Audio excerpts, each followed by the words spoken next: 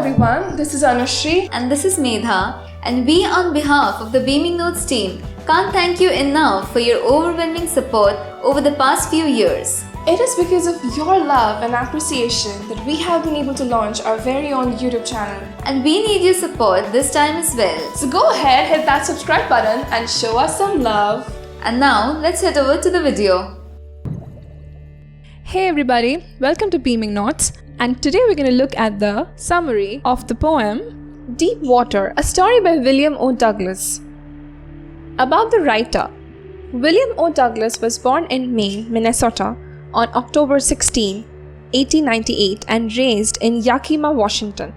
He entered Whitman College in 1916, but his studies were interrupted by military service in World War I. Douglas was graduated from Whitman in 1920 and taught school for 2 years before attending law school at Columbia University. Upon graduation in 1925, he joined a New York law firm but left 2 years later to spend 1 year in Yakima. He subsequently returned to teach law at Columbia University and transferred to the faculty of Yale University in 1929.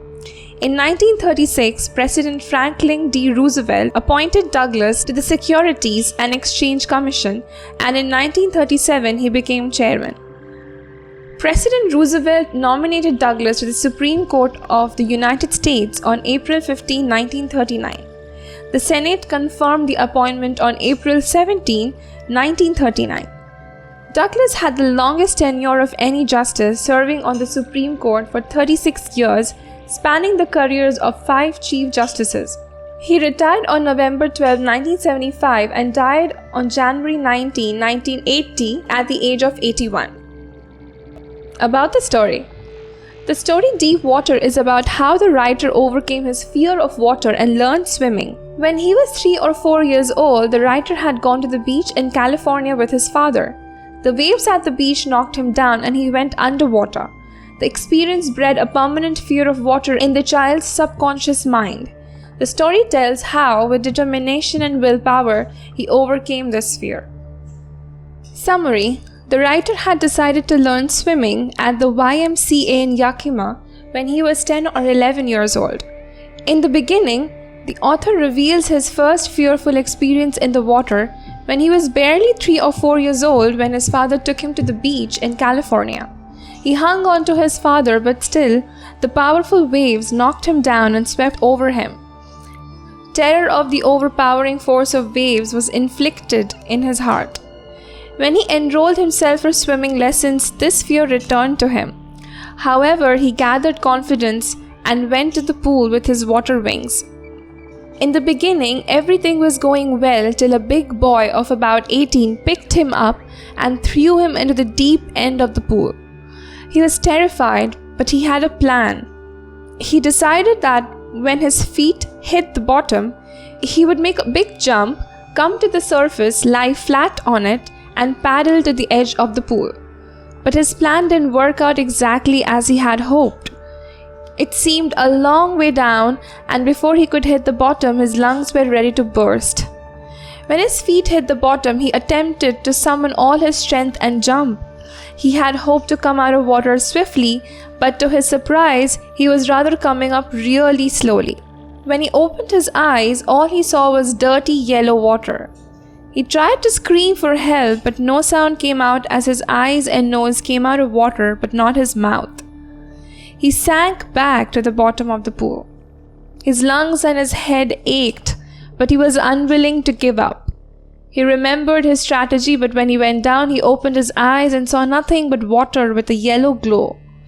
Once again, he jumped when he hit the bottom, but it wasn't useful. He was still surrounded by water. He trembled with fear as his hands and legs refused to move. Then he saw light. His eyes were out and his nose was almost out as well, but he started going down for the 3rd time. This time he stopped giving any effort. There was no more panic. Everything was quiet and peaceful, and then he passed into oblivion. When his consciousness returned to him, he was lying on his stomach, vomiting. He heard that he nearly died. This unfortunate incident had a very negative impact on his mind and health. This fear haunted him and he never went back to the pool for years. A few years later, he heard of the water of cascades and wished to get into them, but his fear kept him from exploring. He was deprived of the joy of fishing, canoeing, boating, or swimming as a result of this terror. Finally, one October, he decided to learn swimming from an instructor. Gradually, he learned to exhale underwater and then raise his nose and inhale. Eventually, the fear of putting his head underwater left him, and then the instructor taught him to kick with his legs. Finally, in April, the instructor was convinced that he could swim the length of the pool. He had created a swimmer. Despite the approval of his instructor, the author was dubious whether he would still be traumatized when he was alone in the pool. The fear did come back when he tried swimming alone, but he fought it by swimming longer. He was still not fully satisfied and decided to go to Wentworth in New Hampshire. He dived off a dock in Triggs Island and swam 2 miles across the lake to Stamp Act Island. Only once he felt the terror return when he was in the middle of the lake, but he paid no heed to it. Yet the author was not sure. At his first opportunity, he went up the Tieton to Comrade Meadows, up the Conrad Creek Trail to Meredith Glacier, and camped in the high meadow by side of Warm Lake. The next morning he swam across to the other shore and back. For the first time he was sure that he had conquered his fear. This experience gave Douglas great perspectives. He felt that only those who have known terror and conquered it can understand how he felt. He realized that there is peace in death and that the terror is only in the fear of death. He experienced both the feeling of dying and the terror that the fear of death can produce.